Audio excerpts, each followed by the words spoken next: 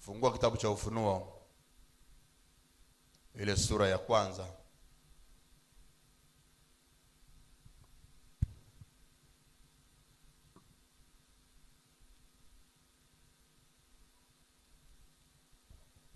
Sura ya kwanza kitabu cha Ufunuo, anza kusoma mstari wa kwanza mpaka tapokuambia imetosha.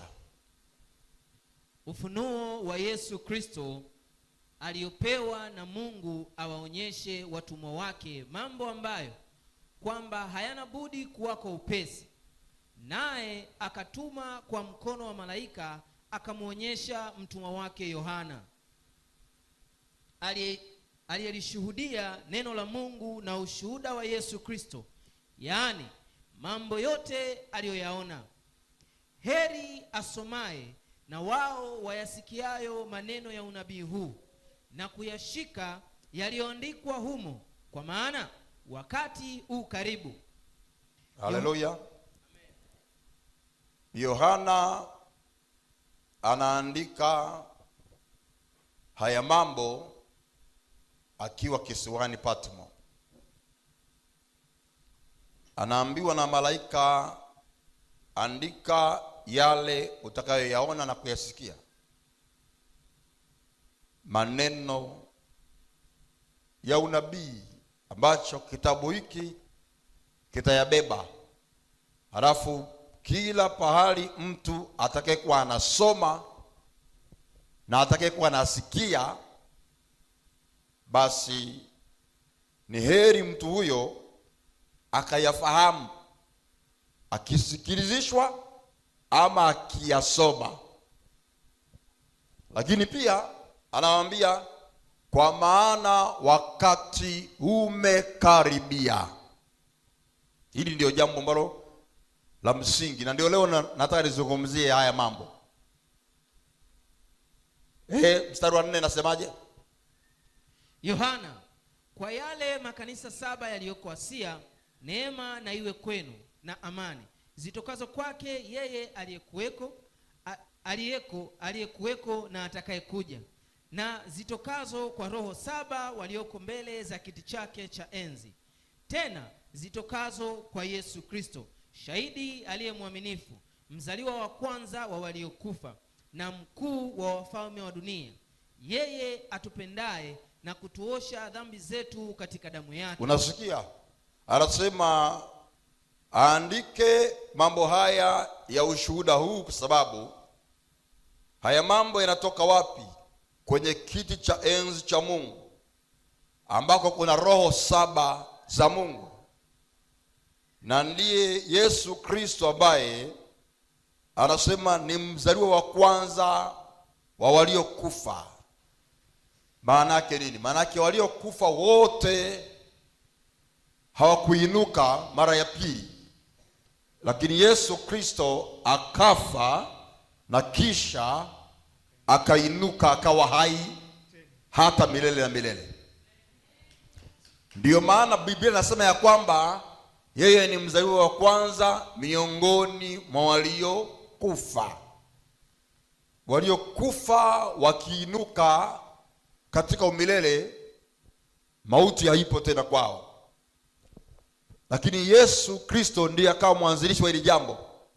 Anasema kwamba huyo ambaye yeye ni mtawala wa wafalme wa dunia, yaani Yesu Kristo tunayemsema, tunayemhubiri, tunayemzungumza, yeye ni mtawala.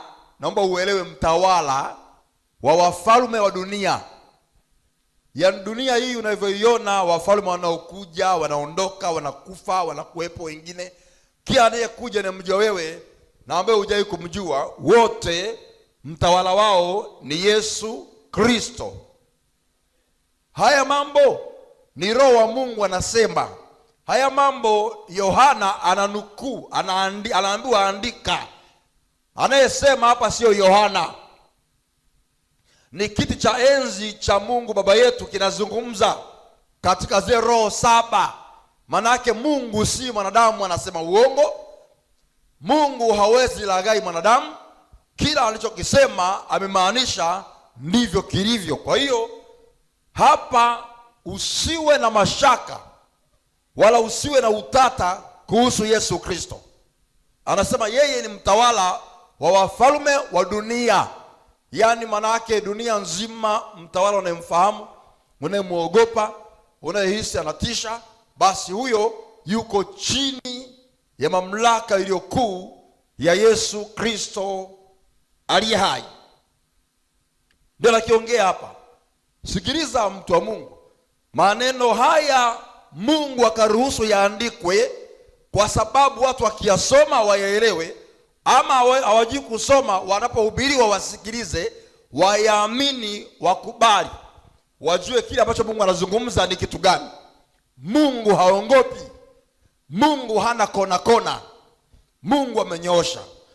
Kwa hiyo dunia nzima ijue kwamba mfalme wa wafalme na Bwana aliye mkuu, Mwokozi ni Yesu Kristo. Ndicho kinachoelezwa hapa, kwamba yeye ni mfalme, mtawala wa dunia, ya wafalme wa dunia yote. Yeye ni mtawala wao. Narudia mara nyingi, sababu gani?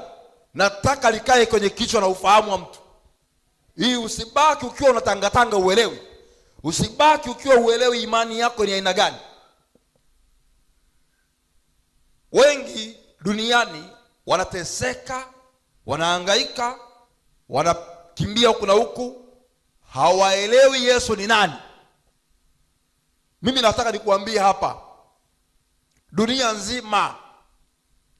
nzima ikatae, dunia nzima ipinge kuhusu Yesu ni mfalme wa wafalme au Bwana wa wote wenye mwili. Mimi peke yangu nitakiri hilo, kwa sababu ninajua ninachokisema. Mungu hasemi uongo. Kuna watu leo wanaacha hadi imani ya Ukristo. Nikimwona mtu ameacha imani ya Ukristo, huwa nasema, kwanza naona huruma ya kwanza, mbili najua njaa mbaya.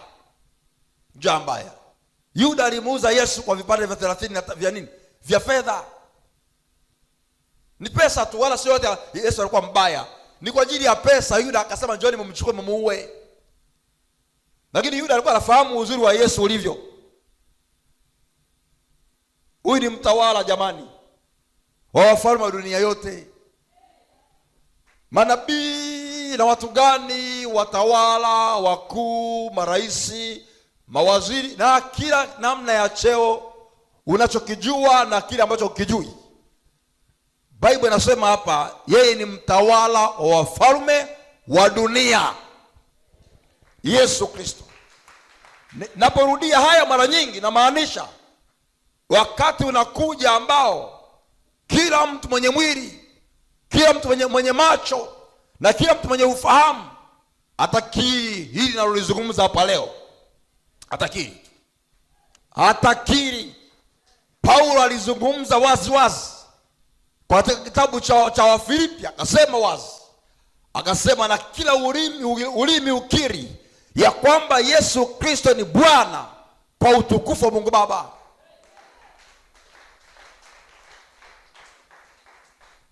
Ile Wafilipi sura ya 2 ile, ule mstari wa 11 mpaka wa 12, 10 mpaka 11, ndio anazungumza. Anawaambia watu, anawaambia Wafilipi kwamba mtakuja kuona mambo ya ajabu.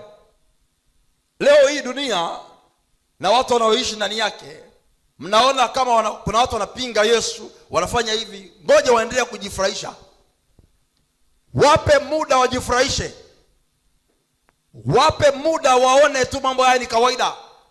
Kila mtu mpe muda, lakini wakati unakuja ambao hakuna ulimi utakataa kusema. Ngoja nikwambie, hata kama utaenda jehanamu, nazungumza na dunia nzima, siongee na kanisa langu peke yake, naongea na watu wa dunia nzima, kwamba hata kama utaingia jehanamu, lakini maandiko hayatapita kamwe. Lazima ulimi wako utakiri kwamba kweli Yesu ni Bwana na Mwokozi. Hata kama utaingia jehanamu, lakini ulimi wako utakiri wenyewe kwamba nakwenda jehanamu ni kweli, lakini niliyemkataa Yesu Kristo kweli ni Bwana. Ndio maana ya kila ulimi utakiri.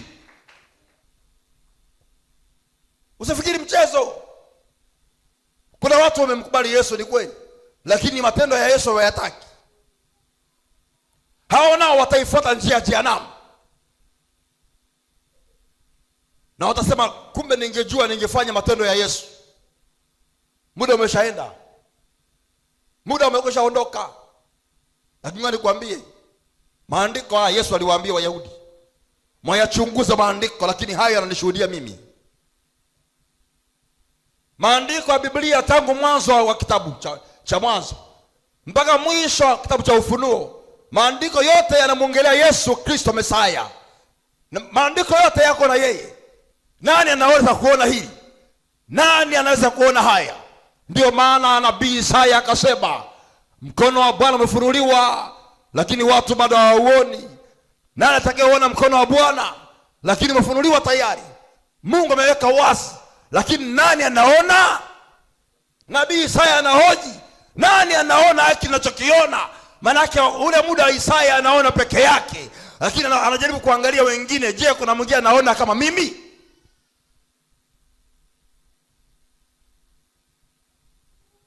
Daudi akasema, Bwana huyu alikuwa mbele yangu daima.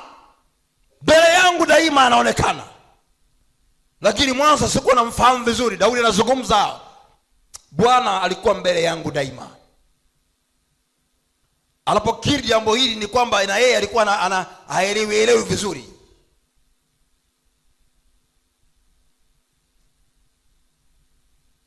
Paulo anapata ufunuo kuhusu Yesu, kwamba kumbe huyu hakuwa wa leo, huyu hakuwa wa jana,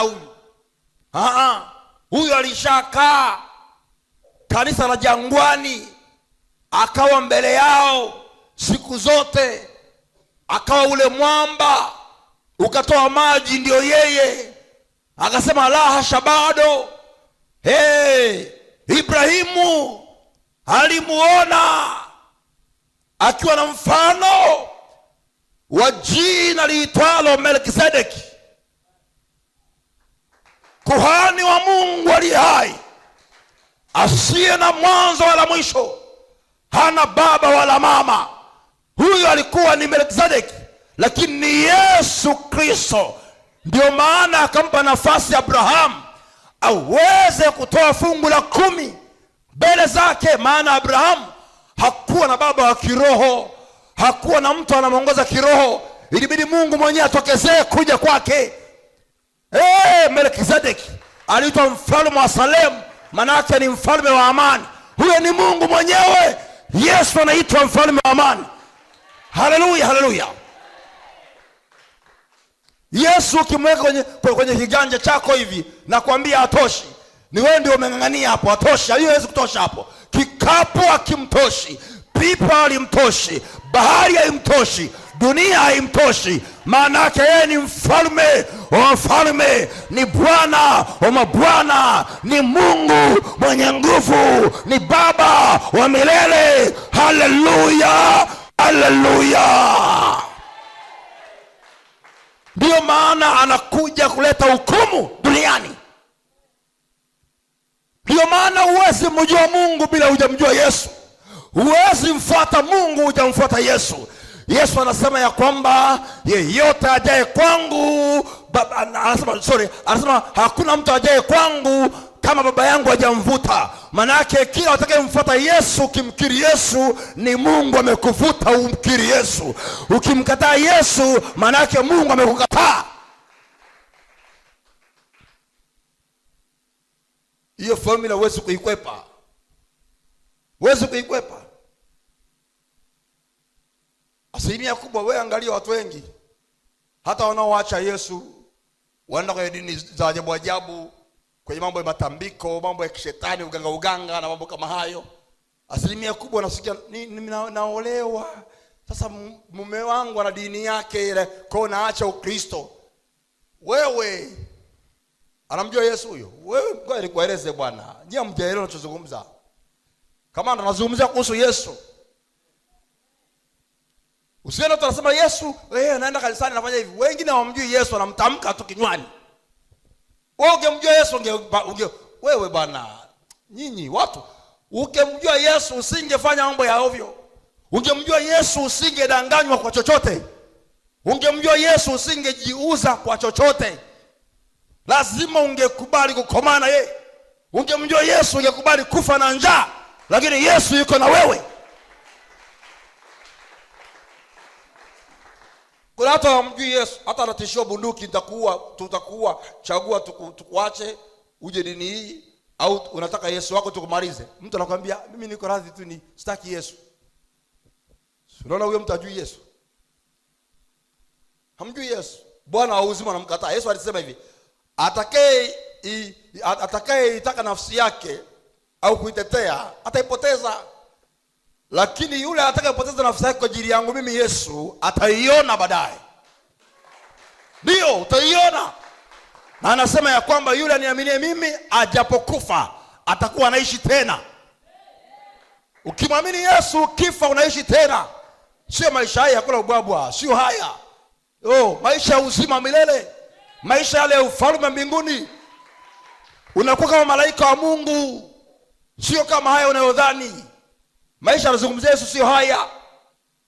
Kuna maisha mema na mazuri na ya ajabu na ya amani. Ungeyaona hayo mpendwa.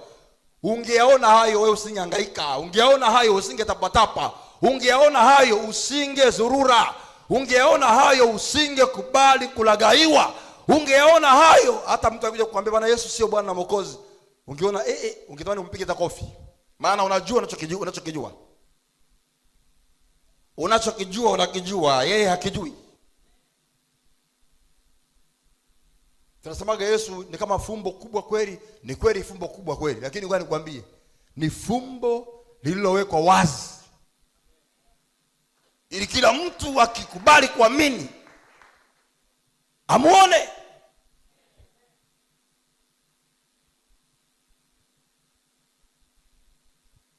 Wakristo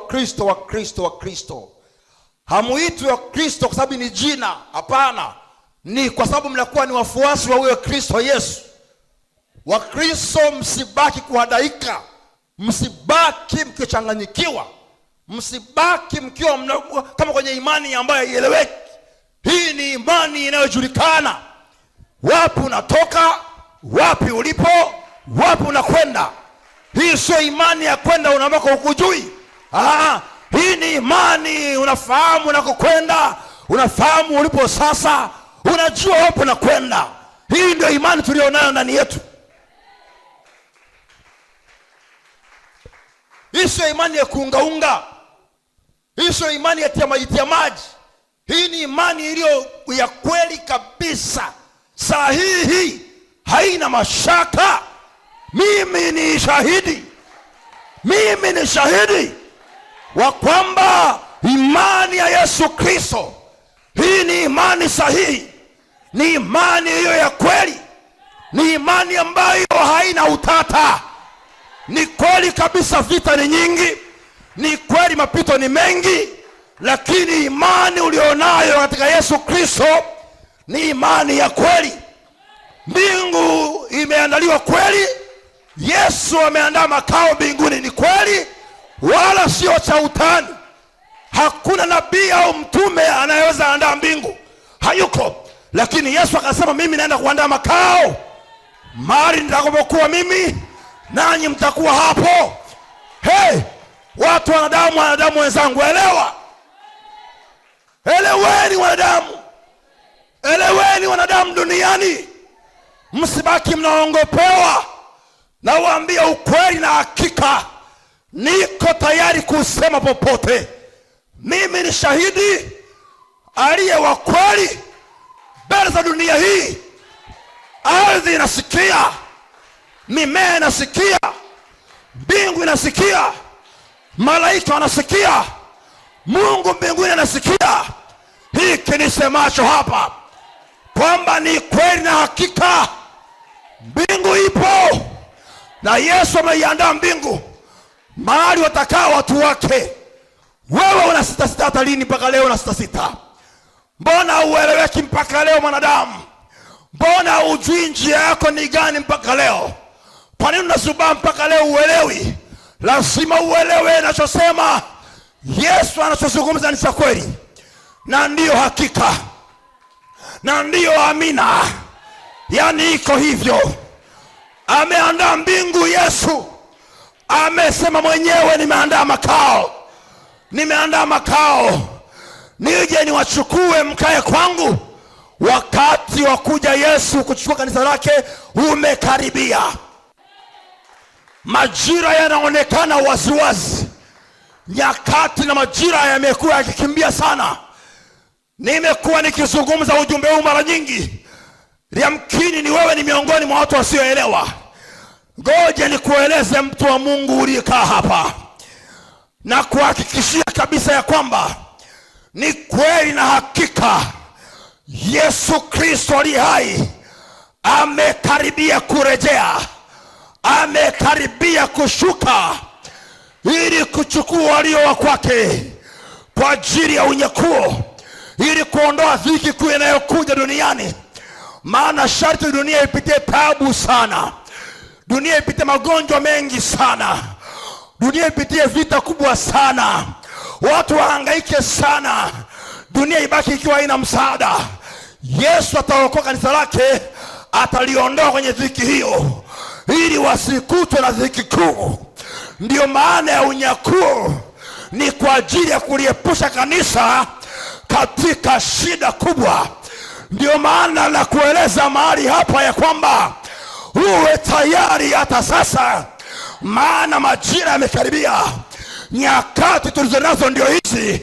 Yesu Kristo, ni mwaka huu mimi sijui, ni mwaka unaokuja sifahamu, mwaka kesho sijui, 2029 sifahamu, na 30 sijui, lakini majira haya yanaongea waziwazi, yanasema waziwazi, na Masia kule mbinguni ameachilia moyo wake duniani sasa, ili kanisa lirejee kwa wingi, ili kanisa liwe na nguvu, ili kanisa liinuliwe tena, liwe na nguvu kubwa, uamsho mkubwa, ili wakiondoka duniani watu wa Mungu, dunia ijue kuna kitu kimemisi hapa, kuna watu hawaonekani hapa. Kwa sababu gani? Mlifanya makuu katikati yao, mliomba maombi yakaeleweka. Kuna mambo ya kutendeka kwa sababu yenu, nyinyi mlikuwa pale. Anasema ya kwamba mpinga Kristo amekwisha kuwekwa duniani, lakini yuko azuiaye. Anayezuia ni kanisa na Roho Mtakatifu. Hawa ndio wanazuia mambo ya mabaya yasionekane waziwazi, lakini akiondolewa kanisa na Roho Mtakatifu akiondoka, mtaona mambo yakiongezeka kwa nguvu kubwa kwa wale watakaobakia. Nami sikuombei ubakie, ninakuombea uende na Yesu. Anapokuja uende na yeye, usibaki duniani wewe. Lazima ujue njia ni moja, nayo njia ni Yesu Kristo. Hii ndiyo njia ya kweli na uzima. Hakuna mtu ataenda kwa Mungu aliye hai kama hajaingia kwa Yesu Kristo. Nami nakuja ni shahidi wa kweli na hakika. Ninaitwa Ayubu Isa. Hayo ni majina yangu mwenyewe. Nazungumza mchana peupe, nazungumza waziwazi ya kwamba kama hauna Yesu hauna mbingu pia. Kama hauna Yesu hauna uzima pia. Kama hauna Yesu huwezi ingia uzimani, hauwezi kupokea mamlaka ya Yesu kama hujamkiri Yesu. Nisikilize kanisa, nisikilize dunia, nisikilize kwa makini. Ni wakati Yesu anaandaa kanisa lenye nguvu. Ni wakati Yesu anawavuta walio wa kwake. Kuna kondoo wengine ambao anao hawapo zizi hili, wako zizi jingine. Anapaswa kuwaita na wao waje wawe zizi moja, mchungaji mmoja Yesu Kristo, ili wawe wamefanikiwa na wao. Kuna watu hawajaingia zizini mpaka leo, lakini sikiliza Watanzania, sikiliza dunia. Hii ni sauti ya mtu aliye nyikani. Tengeneza njia ya Bwana, mapito ili Bwana apite, ili Bwana apite. Ni saa ya kutengeneza njia zako ili Yesu atembee na wewe, ili Yesu apite katikati yako. Oh, haleluya! Oh, haleluya! Yesu yuwaja na mawingu, na kila jicho litamuona. Anakwenda kutokezea, anakwenda kuonekana. Yeye aliyengojewa muda mrefu, amengojewa miaka mingi sana. Alipoondoka Galilaya katika mlima wa Zeituni, akawaambia, naenda zangu, nitakuja tena. Wale malaika wakasema ya kwamba, mnamuona anavyoenda Yesu, ndivyo atakuja tena dunia hii. Atakuja kwa staili hiyo hiyo alivyoenda katika wingu. Iwaje na mawingu Yesu. Yesu anakuja, Yesu anakuja. Dunia sikia, Tanzania sikia, Afrika sikia, enyi wanadamu, Yesu karibu anakuja. Dunia isikie, dunia, dunia, dunia, dunia isikie. Yesu yuko karibu kurejea, yupo njiani, yuko njiani Yesu. Wanadamu, wanadamu, wanadamu, wanadamu, Yesu anakuja, Yesu anakuja, Yesu anakuja, Yesu anakuja, Yesu, Yesu anakuja.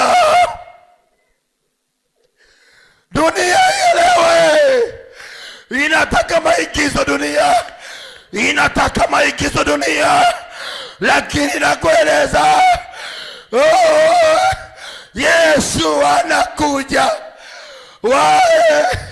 Wewe unataka ama utaki, utakubali ama ukubali, hivyo ndivyo ilivyo. Yesu anakuja. Natamani nisimame juu ya paa nizungumze.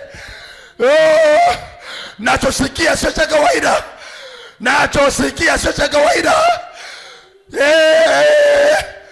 Oh, Yesu, Yesu wa huruma, Yesu wa huruma, anataka mjiandae, anataka mjipange.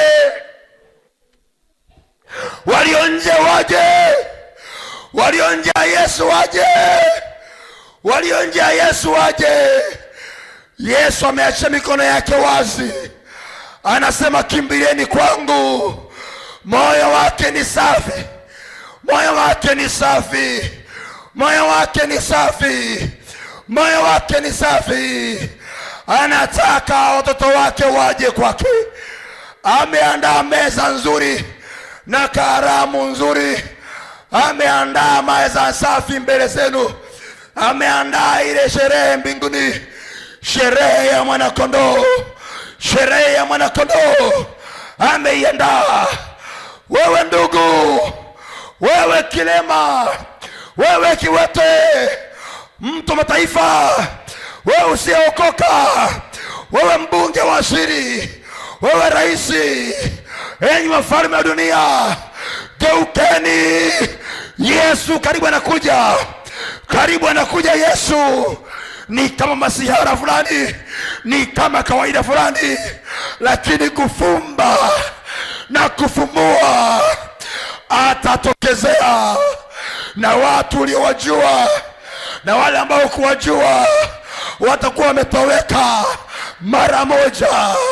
Hili jambo, watu wa Mungu, nasikia kabisa rohoni, haliko mbali, haliko mbali, haliko mbali, haliko mbali, haliko mbali. Miaka ya zamani wakasema, yamkini miaka fulani, miaka fulani, miaka fulani, lakini zamani hizi, lakini zamani hizi imebaki kalenda ndogo, imebaki tarehe tu chache, imebaki miezi kadhaa, imebaki miaka kadhaa. Yani kwa kifupi ni kwamba sio rahisi sana kuvuka miaka 10 kuanzia sasa. Sio rahisi sana kuvuka miaka 5 kuanzia sasa. Maana yake ni nini? Maana yake ni kwamba lolote laweza kutokea wakati wowote. Usione miaka 10 ni mingi, 5 ni mingi, 3 ni mingi, 4 ni mingi, 2 ni mingi. Usione ni mingi. Hiyo ni majina tu, hiyo ni majina tu. Lakini wakati unakimbia sana, siku zinakimbia sana. Usione kawaida hili. Hii sio kawaida. Hii sio kawaida. Taa ya rohoni imewaka. Taa ya rohoni imewaka. Imewaka taa ya kijani rohoni. Imewaka taa ya kijani rohoni. Safari imekaribia. Safari iko tayari. Safari iko tayari kwa watu wanaopenda Yesu kweli, wanaopenda haki kweli, wanaotaka Mungu kweli. Safari imekaribia. Yesu yuko tayari kuja kwa ajili yetu, ndugu zangu, kwa ajili yetu watu wa Mungu. Kuna watu wako nje bado hawajajua hii Injili. Manabii wa uongo wamekuwa wengi sana, wanataabisha watu mpaka leo wanahubiri mambo hayaeleweki. Wanahubiri ulimwengu tu, wanahubiri vitu peke yake, wanalaghai watu sana. Watu wamechanganyikiwa, hawajui washike lipi waache lipi, wamechanganyikiwa. Lakini Bwana anawaita, geukeni sasa. Bwana anawaita, geukeni sasa, jitakaseni, tafuteni njia ya Bwana iliyonyooka ya kweli na haki. Acheni njia zenu mbaya, mrejee kwake. Atawatakasa, atawasamehe, atawaponya magonjwa yenu.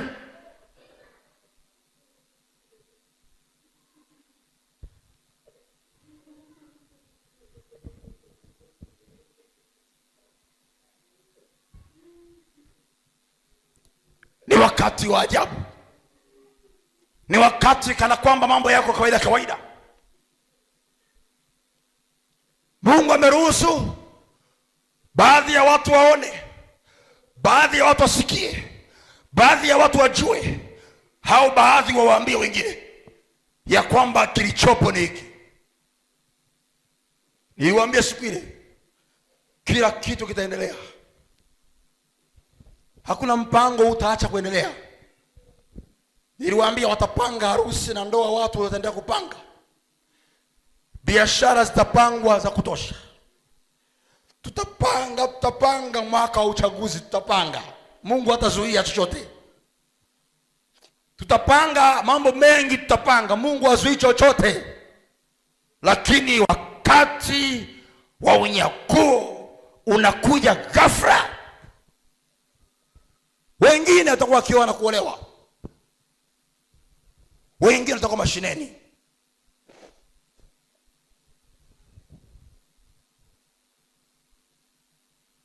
Maana yake shughuli itaendelea. Wengine shambani, wengine njiani, wengine watakuwa wamelala usingizi kitandani. Maana yake shughuli zitakuwa zinaendelea kama kawaida. Lakini Yesu atakuja ghafla. Nikueleze, hashuki chini kwenye ardhi. Atabaki juu mawinguni akinyakua watu.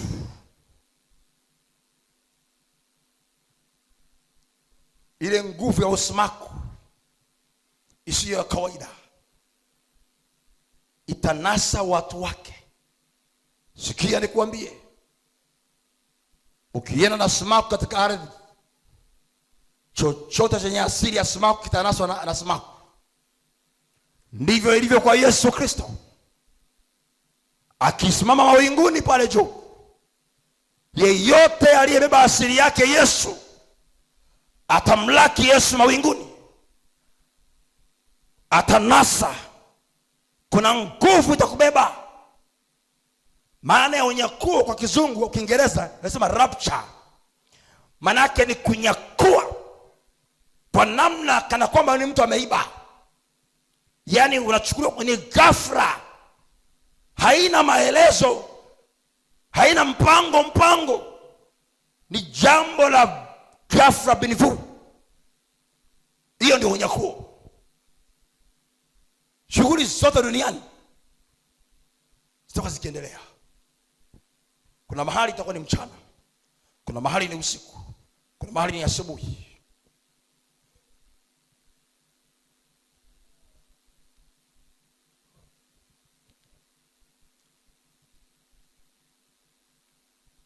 Kila mmoja atakuwa na sehemu yake. Mwingine atakuwa ofisini anaandika. Kama ni mwalimu atakuwa darasani, sometimes inawezekana yuko darasani anafundisha. Kama ni fundi carpenter atakuwa anafanya kazi ya carpenter pale. Mechanics hivyo hivyo. Mafundi mason au wajenzi nao hivyo hivyo. Na kila mtu kwa namna yake. Wagonjwa hospitalini, watu wamelala hospitalini wagonjwa hivyo hivyo. Kila mmoja atakuwa kwenye issue zake. Nataka nikwambie mtu wa Mungu, usione mzaha. Usione mzaha. Hii injili ninayozungumza hapa, iko siku utaikumbuka. Ni bora uikumbuke wakati umeenda na Bwana. Kwa sababu Bwana, ni kweli tunashukuru tulisikia siku ile. Mimi nilikuwa miongoni mwao. Lakini je, ukiwa mtu uliyebaki itakuwaje?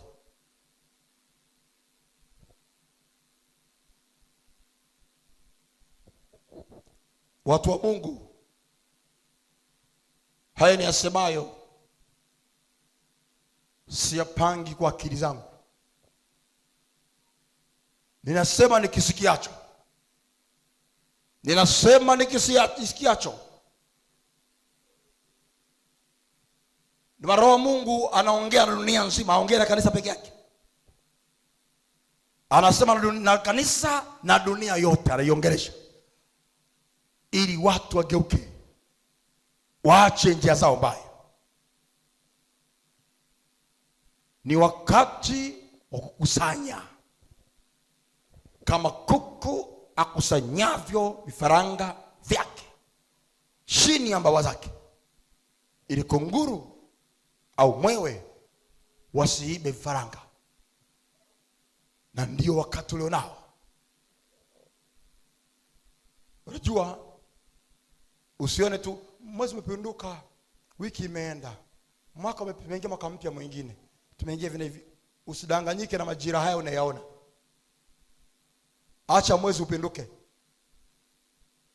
Kaa na tiketi yako mkononi. Acha mwaka upinduke, sema mwaka mpya tunasherehekea. Kaa na tiketi mkononi. Nataka nikwambie kitu. Nataka nikwambie kitu. Ngani kuambia sasa. Kilichopo ni hiki.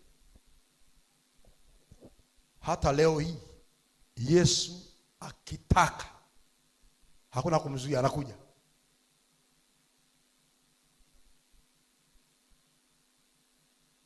Najua nazungumza ninachokisikia. Ni yeye akitaka, hata leo hakuna kumzuia, anakuja. Sasa unapata picha hiyo mpendwa? Unapata picha Kwamba kumbe nyakati, majira haya, siku hazimzuii. Kwa sababu tayari aliyoweka kwenye unabii wake yametekelezeka. Tukio lilobaki la kwake yeye kuja kuchukua kanisa. Nadhani na wengi wenu mmekuwa mkiona na mkisikiliza vyombo vya habari vingi. Mmekuwa mkiona na kusikiliza. Si mnaona na msikiliza pia mnasikiliza. Mbona wiki hizi hii mbili moja hii, mgogoro wa Iran, Israel, Marekani, Jordan, Dubai, shughuli iko pevu.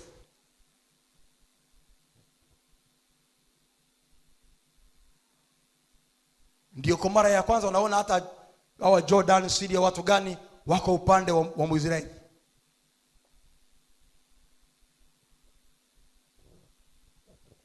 walikubali hata ndege za Marekani na majeshi ya Marekani kuweka kambi katika nchi zao ili kushambulia Iraki.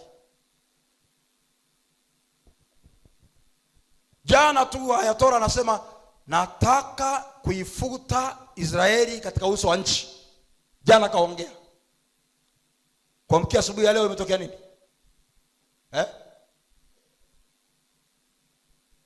Oscar kantumia pale unaomba nione. Kafa. Kaongea jana. Nataka nifute Israeli. Kafa yeye. Kufuta Israeli. Kuna watu shawashuhudia mimi kwa macho yangu kwenye mtandao wakiwa kwenye majopo yao. Kuna mmoja alikuwa amesimama mbele ya madhabahu kwenye mimbari zao, Muislamu anazungumza habari ya kupingana na Wakristo na Wayahudi. Watu waue hawa hawafai. Akiwa anaendelea kuongea, huyo chini akafa. Mwingine wamekaa kule juu na wenzio mashehe wamekaa kule juu wanaongea Waarabu. Anawaambia kwa ukali, watu waue hawa, watu wakubali yani watu waue hawa Wakristo na hawa Wayahudi hawa hatuwataki. Kwa kweli na nini anaongea amekaa kwenye kiti hivi. Akanasa hivi. Aliponasa anataka kumwangalia, vipi mbona jamaa anaacha kusema? Akabaki mara huyo chini. Unajua maana yake ni hivi. Yaani akili yako tu ikikutuma na ulimi wako ukasema nataka tuifute Israeli, umejimaliza. Mungu alishasema tangu kwa Abrahamu, kwa Yakobo akamwambia, kwa Musa akarudia vile vile kusema, kwa Daudi pia akasema hivyo hivyo, atakaye kubariki wewe Israeli atabarikiwa, atakaye kulaani wewe amelaaniwa. Hili neno usifikiri na liko hewani. Ndio maana nchi zote ambazo ziko against na Israeli asiendeleagi. Mtapigana sana nyinyi, mtapigana sana. Fuatilia hiki kitu, sio cha utani. Fuatilia vitu hivi siviko waziwazi, fanya research mwenyewe.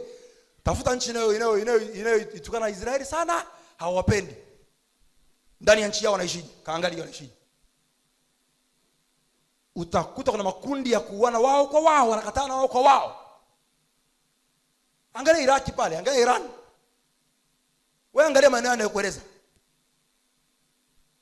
Hizo nchi haziishi vita za wao kwa wao, haziishi. Rais wao ameuawa asubuhi, jamaa usiku, jamaa wanasherehekea, wale jamaa wanasherehekea.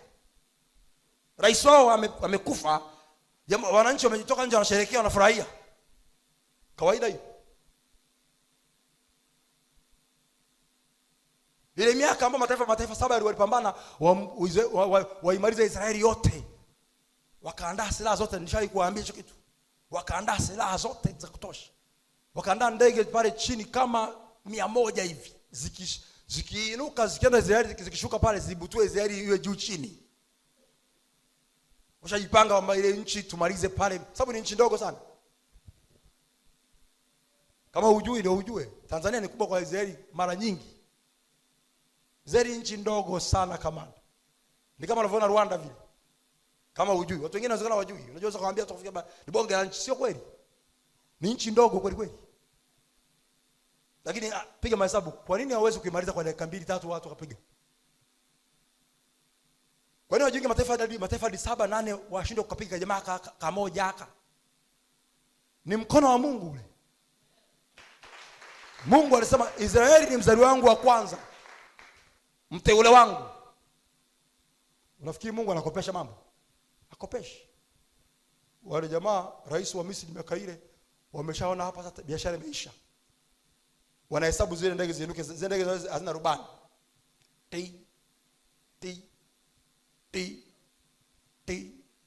Ile sekunde za kuinuka ile ziinuke hivi, ziliisha pale zote. Zilisha pale chini zote pale. Yule rais wa Misri ameona kwa macho hivi, akashtuka, akafa.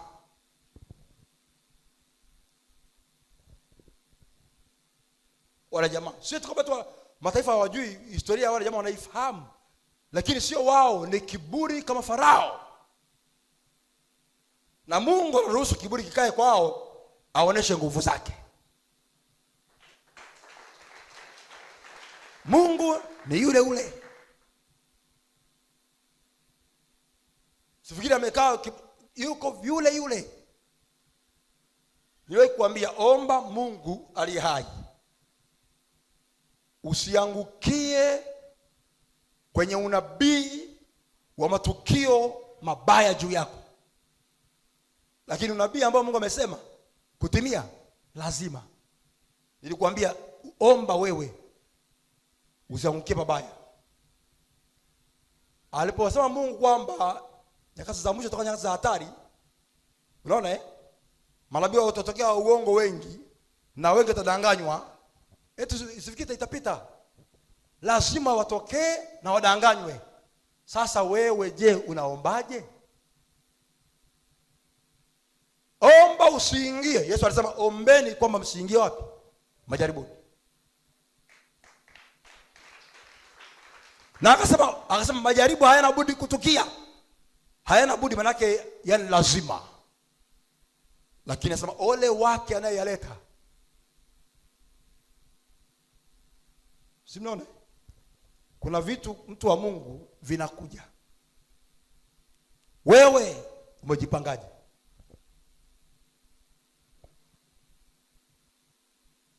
Mtu mmoja eti akanaambia wenzake, tunawakataa manabii wa uongo, tunawafuta kwa jina la Yesu.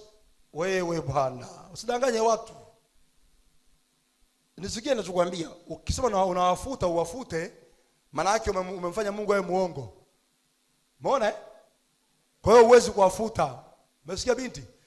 Kwenye maombi yako sio kaomba maombi ya kipuuzi kama hayo, unachosha akili yako bure na kodi na kauka bure. Acha maombi ya kipuuzi. Useme maombi ya kupinga unabii wa Mungu hata siku hii. Unajimaliza mwenyewe. Tunawafuta manabii wa uongo duniani, wasitokee duniani. Aliyesema ni Mungu watatokea, lazima waje kudanganya watu. Unampinga Mungu wewe? Issue ni wewe, Baba Mungu, niepushe nisiingie majaribuni. Niepushe nisiingie kwa nabii wa uongo. Hiyo ndio la kuomba. Nisiingie kwenye mikono 8 zao. Nisiingie chini ya mikono ya miguu ya yule mtu. Kwa sababu wapo hawana alama usoni ya moja kwa moja ya kumuona live, lakini wanafanya mambo tayari. Na wapo ni ubesiri. Wapo ambao wanajifahamu kabisa wanafanya kwa makusudi. Alafu wapo ambao zile roho zimeingia ndani yao hawajui kama ni roho za shetani. Watu wa Mungu gani waambie, na waambia ukweli kabisa. Nisikilize. Watu wa Mungu, niko mbele ya madhabahu ya Mungu hapa na hubiri mbele ya Mungu moto ulao. Sisemi haya kwa akili zangu. Sisemi haya na yatunga popote. Ninakwambia hivi ninachokisema na kisema kile ambacho Roho ananipatia nikiwaambia watu. Wapo kabisa wahubiri ambao sio wao wanaenda kutafuta nguvu za giza, kuomba mapepo yaingie wafanye kazi. No. Lakini ziwaingia kwa sababu gani? Hawakukaa kumlingana Mungu aliye hai. Wakaa kiasara. Zero ziko duniani zafani. Tafuta watu. Kazi ya Ibilisi ni moja, atafuta watu wa kutumia. Watumia. Pepo limemtokea mtu, hana maswali, ndani yake neno la Mungu hana, anaitikia pepo bila kujua ni pepo. Anajua ni Mungu au Yesu, anajua ni malaika. Nini? Ndani hana neno. Na pepo akijua una neno ndani yako, una neno upendo, amekumaliza. Sikia, pepo akija kwako hasemi mimi ni pepo. Halo? Hakuambie ni pepo. Hakuambie ni shetani. Atakwambia moja kwa moja, mimi ni malaika, nimetumwa kwako.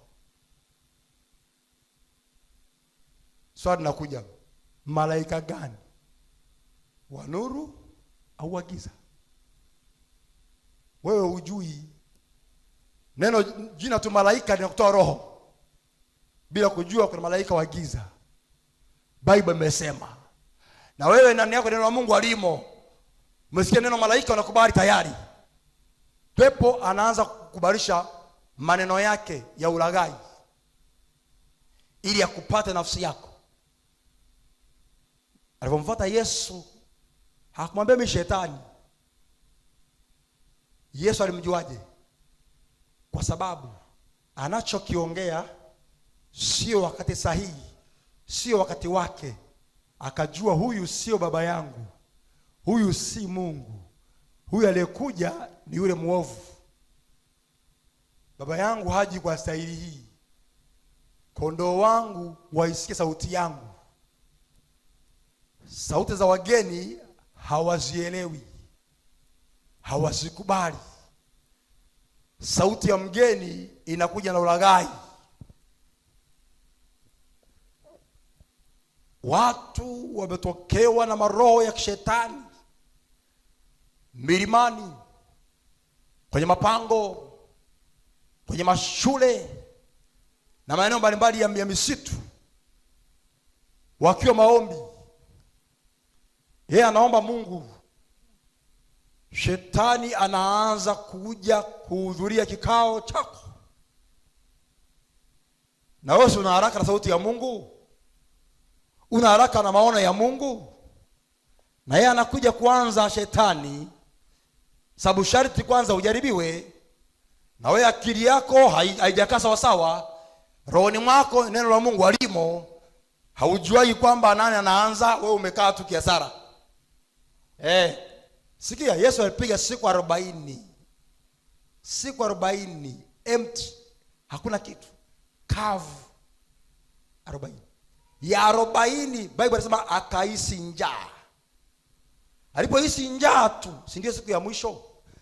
Jamaa amefunga, anatarajia maombi, majibu kutoka wapi? Kwa Baba. Siku ya 40 alipohisi njaa tu, alianza nani kuja? Sasa muulize Yesu, wakati anaomba maombi alikuwa anataka aje nani? Sasa kwa nini kaanza shetani kuja kupindua ulichokitafuta muda mrefu, kuja kupindua uhusiano wako na Mungu ule utafuta muda siku 40? Kaja kupindua hiyo nguvu. Yaani wewe umetumika 40 for nothing.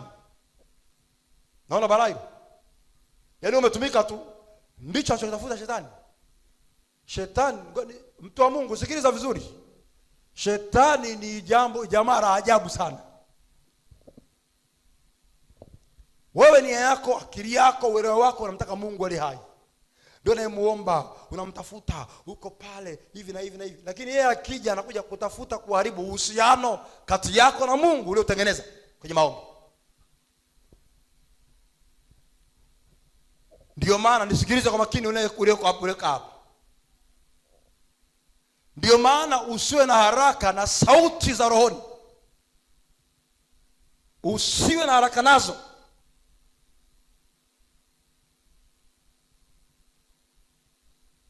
Wengi ziliwapotosha.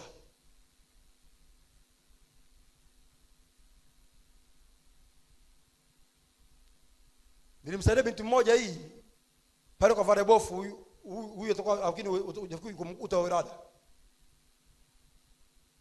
Aliingia maombi na yeye akaingia maombi. Sasa sauti ikamjia katika roho.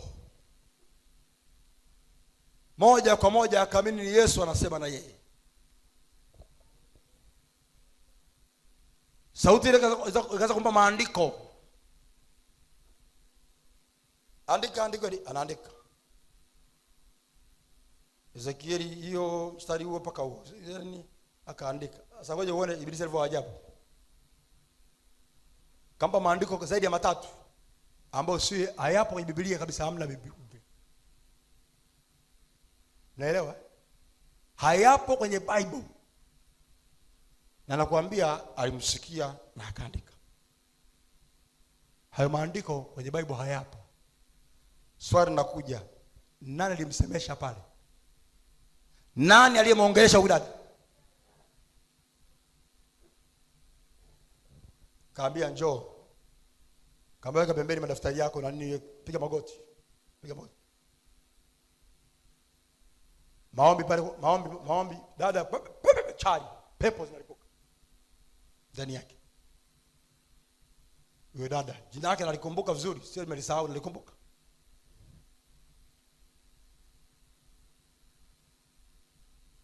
Kainuka pale akaanza kulia, Mungu nisaidie.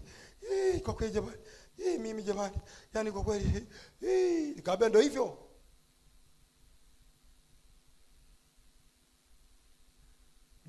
Sasa nifanyeje? Nikamwambia sikiza nikwambie cha kufanya. Cha kwanza, cha kwanza usikimbilie maombi kama hauna neno la kutosha ndani yako. Usikimbilie.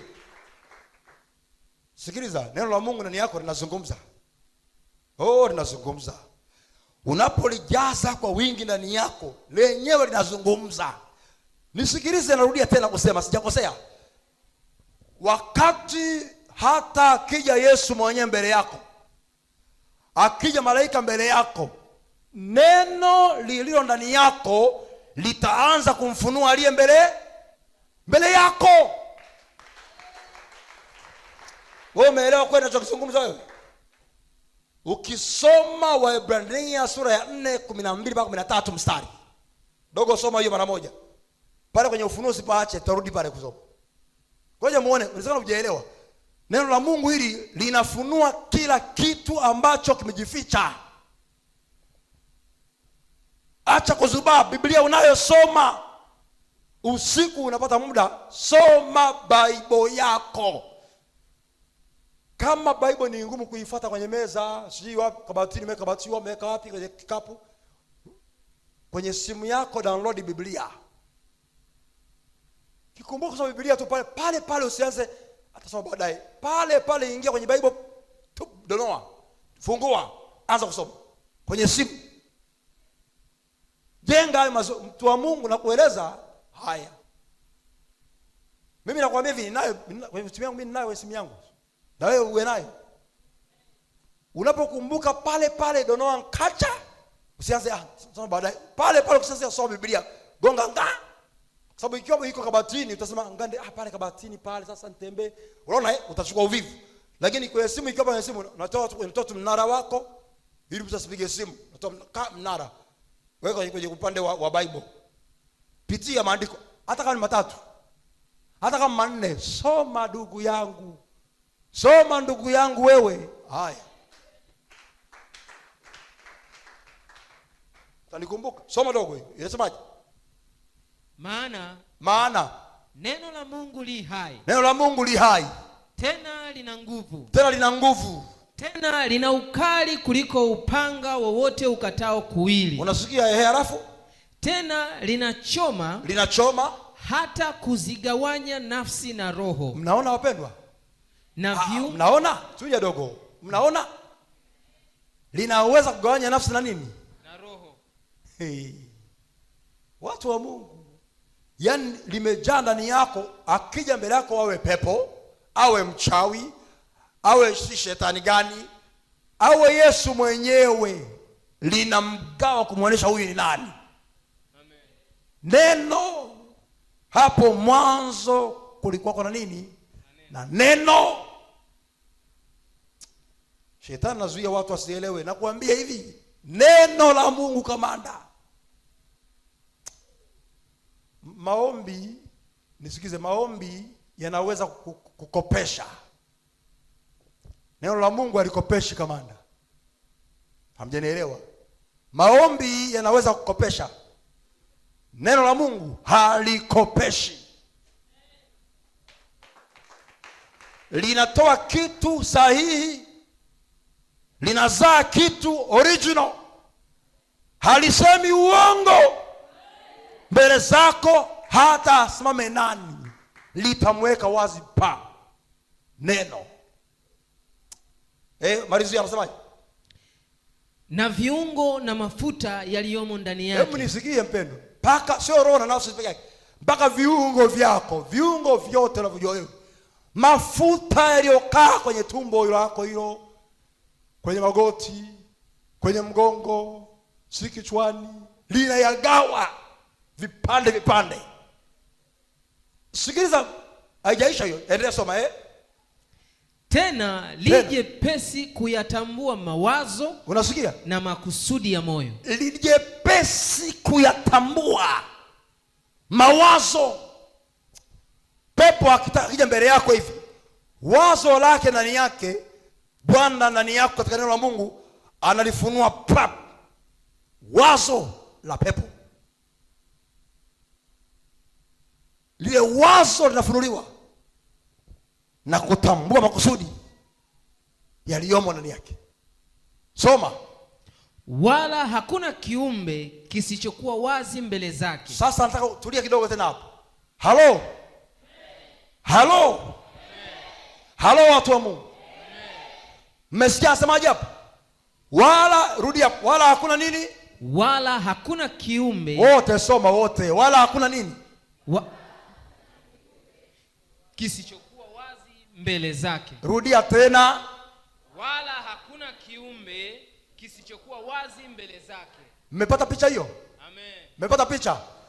Wala hakuna kiumbe, yaani uumbaji wowote utakaojificha utawekwa wazi. Maana yake nini? Akija pepo utamwelewa, akija jini utamjua, akija malaika wa Yesu utamjua, akija malaika wa Yesu utamjua, akija Yesu mwenyewe utamjua, akija Lucifer utamjua. Hakuna kiumbe ambacho kitajificha, vyote vitawekwa wazi mbele zake. Neno ndugu yangu, neno la Mungu, neno la Mungu, neno la Mungu, neno la Mungu. Malizia anasemaje? Sikia vizuri. Lakini vitu vyote viutupu. Unasikia? Lakini vitu vyote, sio vitatu. Vitu vyote viutupu. Na kufunuliwa machoni pake yeye. Unasikia? Aliye na mambo yetu. Unaona? Utupu maana yake ni uchi. Halo? Ndio maana sisi wote tuliokaa hapa mbele za Mungu wote tuko uchi. Si mnaelewa hicho Kiswahili? Maana yake tuko wazi, hakuna kitu umeficha kwa Mungu wewe. Hakuna ulichoficha. Wewe umenificha mimi peke yangu hapa mbele yako tu. Mbele za Mungu hakuna ulichokificha wewe.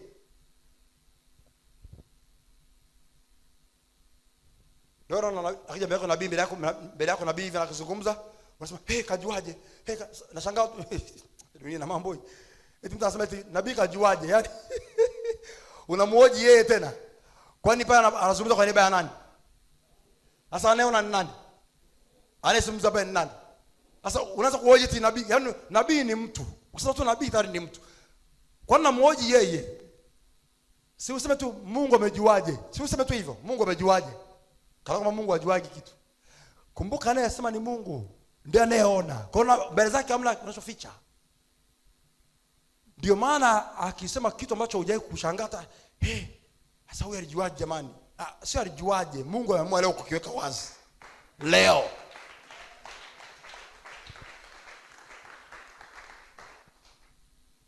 Neno la nani jamani? La Mungu. Nilipewa gale neno pale? Soma lile andiko pale kamanda. Luka 2:35. Lile andiko, soma lile andiko. Fungua hapo. Lile andiko lile. Ndio andiko la kwanza nilipata kwenye maombi. Hilo andiko hilo ndio chanzo cha mimi kuelewa kwa nini Mungu ananiambia soma sana neno. Ndio nikaelewa kwamba kumbe ana maana nisipoteze dira. Staili yote mtakuja nayo mtu nijue hii staili sio ya Mungu. Hii sio mimi nasema, ni Mungu anakujulisha ndani kwa neno lake. Isome hiyo kama nasemaje? Nawe mwenyewe, sikia vizuri, nawe mwenyewe upanga utaingia moyoni mwako. Utaingia moyoni mwako ni upanga neno la Mungu ili yafunuliwe mawazo ya mioyo mingi. Unaona barai? Ili yafunuliwe mawazo ya mioyo mingi, sio michache, mingi, kwa neno.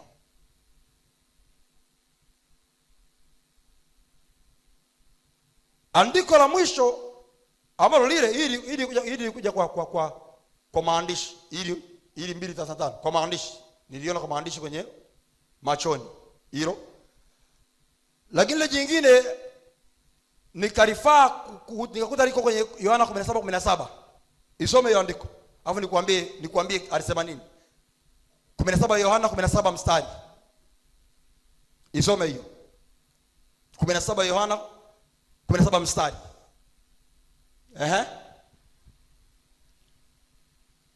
Uwatakase kwa ile kweli. Neno lako ndiyo kweli. Huyu ni Yesu alikuwa akiomba mbele za Mungu, anazungumza, wanafunzi wake wakimsikiliza.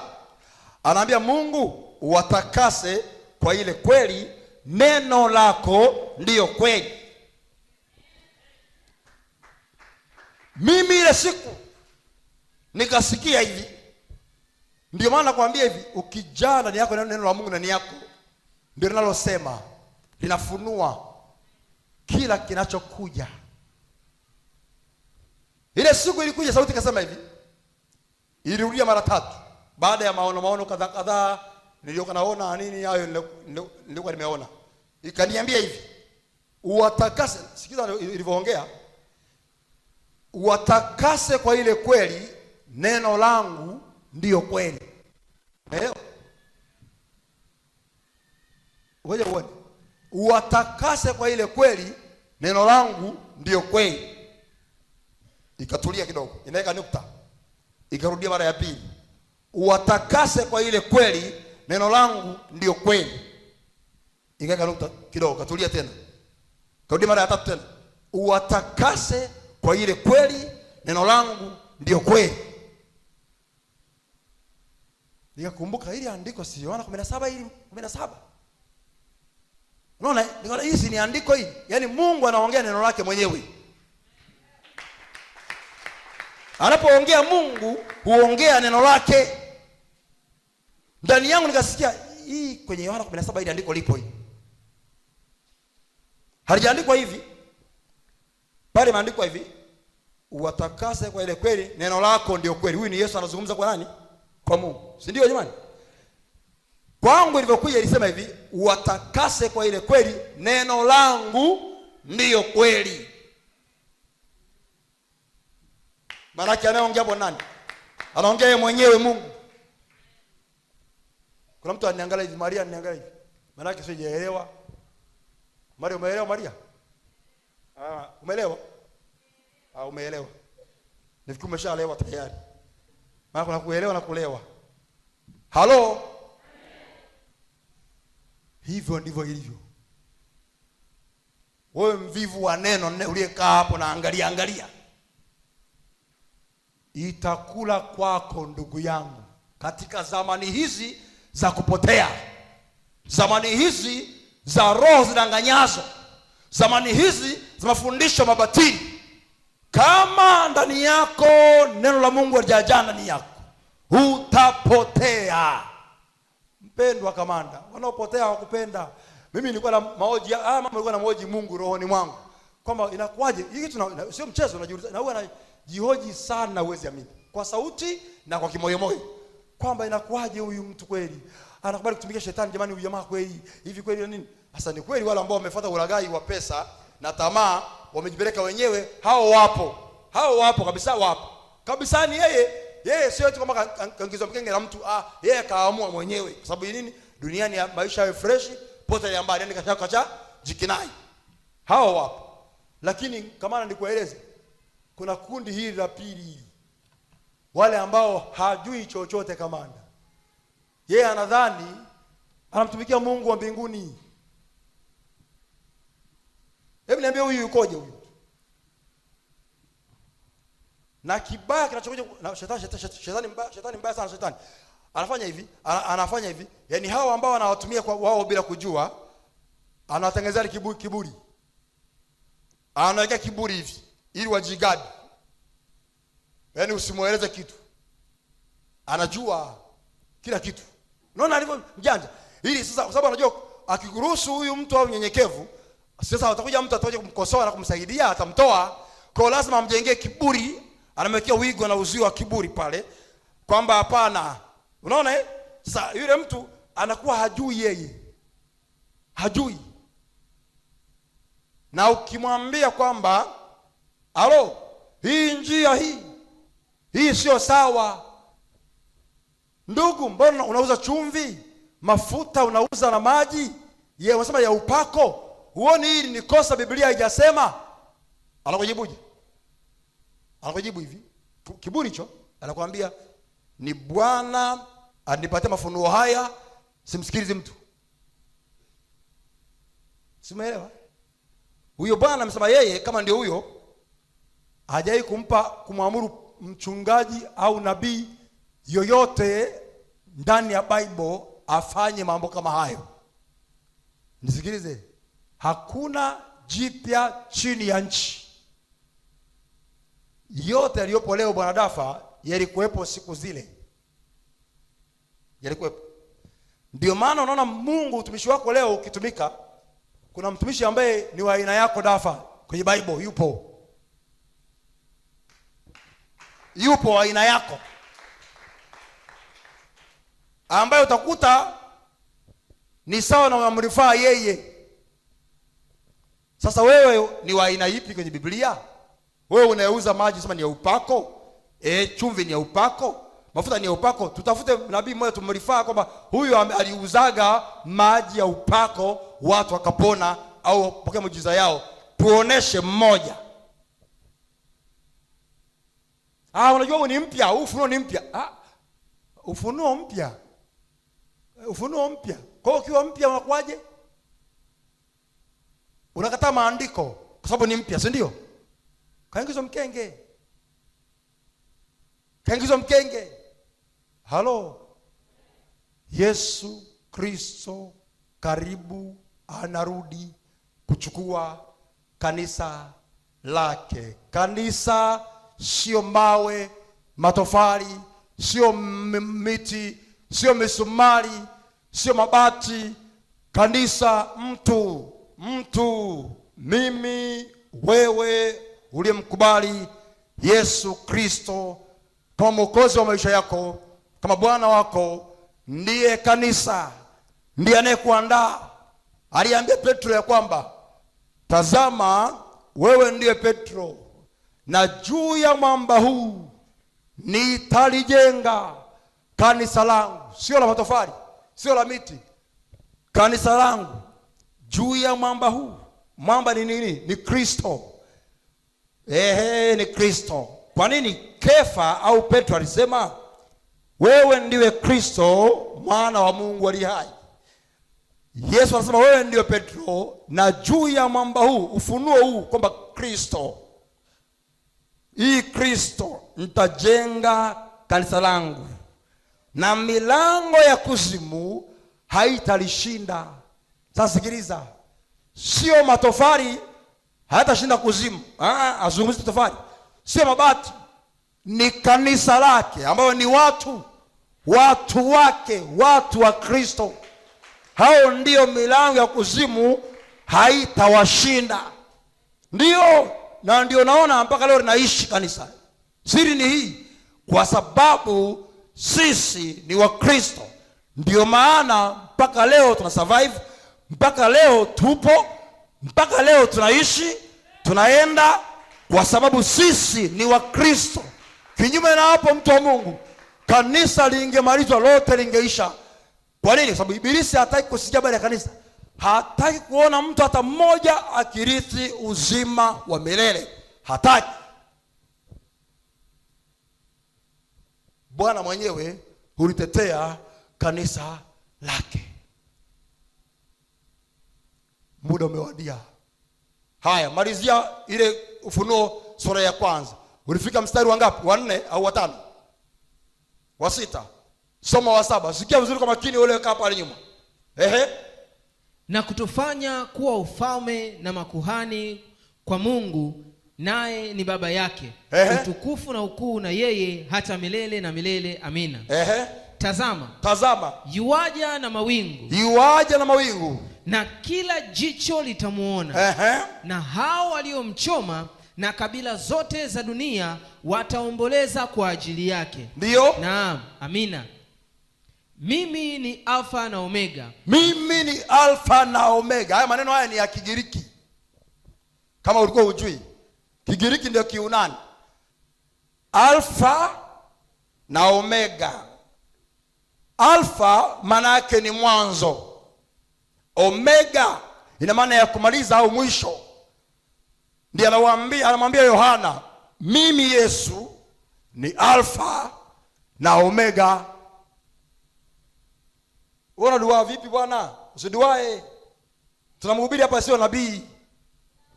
Tunahubiri habari za Yesu Kristo aliye mwanzo na mwisho. Usina mashaka kuongea. Amesema yeye mwenyewe. Sikiza nikwambie kitu. Ndio kuwahoji watu mara nyingi jamani. Nimewahoji sana. Yesu mwenyewe aliwahoji Wayahudi. Aliwaambia, nani katikati yenu anayenishuhudia na dhambi? Ainue mkono. Kwa mtu aliinua mkono? Wote walichukua mikono chini na wamkubali. Yaani hawampendi, hawamtaki, lakini bado mikono haveni, hawakuinua juu. Sasa ndugu yangu, rafiki yangu, wewe mashaka yako yako wapi? Kwamba Yesu anaongopa yeye ni Alfa na Omega, sio kweli. Eti unawaza hivi? Anachosema ni hakika na amina, ndivyo ilivyo. Yeye ni kweli mwanzo na mwisho. Amesema yeye. Wewe utabisha wewe nani bwana? Huyu alikuwepo mbinguni, duniani akaja, anajua yote. Aliwaambia Wayahudi, mimi namjua baba yangu mbinguni, nimetoka kwake, maneno yake anayajua yote, nimeyashika, yote ni ya kwangu. Anawaambia ninyi hamumjui. Mnamuita Mungu, lakini hamumjui. Mimi namjua, nimemuona kwa macho yangu. Ataongopa huyu? Ataongopa? Acha kuzubaa ndugu yangu, rafiki yangu. Huyu namsema hapa leo, kimkiri na kumkubali. Mbele za baba yake mbinguni, ukifika pale akisema tu huyu ni mwanangu, huyu nimempokea, umepita tayari. Umepita mautini, umeingia uzimani. Mtu wa Mungu, ng'ang'ana jina lako Yesu alitaje. Ng'ang'ana Yesu ataje jina lako kinywani mwake. Mimi nakueleza, akukiri mbele za baba yake, huyu ni mali yangu, njoo ingia hapa. Huyu ni mali yangu, njoo ingia hapa. Huyu ni mali yangu, ingia huko. Lazima nyie si wajui. Ukishasikia nyie si wajui, wewe sikujui, kushine babuji. Wanasema Wahindi wanasema kushine babuji. Maana yake imeisha hiyo. Kisikia tu amesema huyu simjui, biashara imeisha. Kisikia asema njoo mwanangu fulani. Njoo mwanangu Glory. Na mtu anafanya Glory pale. Hii ni nzuri sana, pokea hata kwa jina la Yesu. Ujue biashara imeisha, sawa, tayari mambo safi. Umeingia uzimani. Akikukiri tu, mwanangu mpendwa, njoo pumzike baada ya taabu. Raha iliyoje. Yesu tunayemsema hapa, huyo ndiye anayesema anakuja. Na unajua ile siku atafungua kitabu cha hukumu. Atafungua kitabu cha majina. Atafungua mihuri 7. Ni atafungua. Yesu Kristo. Nabii unamjua wewe, nabii. Mtume unamjua wewe. Wote watakuwa kule wanangoja Bwana mkubwa Masaya, mwana wa Mungu, ndiye aseme. Yaani nabii unamjua wewe usinamjua nabii wako, unamjua? Unamfahamu nabii unamfuata au mtume unamfuata? Unamjua Huyo atakuwa kule akingoja mbele za uso wa mwana wa Mungu Yesu Kristo. Yeye atahukumu waliokufa, atahukumu walio hai, atahukumu wakubwa na wadogo. Mbele zake wote tutakuwa tuko hivi tukingoja, tunainama.